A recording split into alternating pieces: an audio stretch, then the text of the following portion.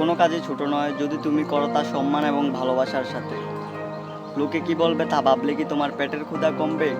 ক্ষুধার জ্বালা বুঝবে কিসে যার টেবিলে ক্ষুধা লাগার পূর্বেই খাবার চলে আসে। সকালবেলায় খাবার না খেয়ে কাজে যাওয়া ছেলেটাই ক্ষুধার জ্বালা বুঝবে। তুমি যাচ্ছ স্কুলে, লজ্জায় টিফিন দিয়ে খাবার নিচ্ছ না সাথে।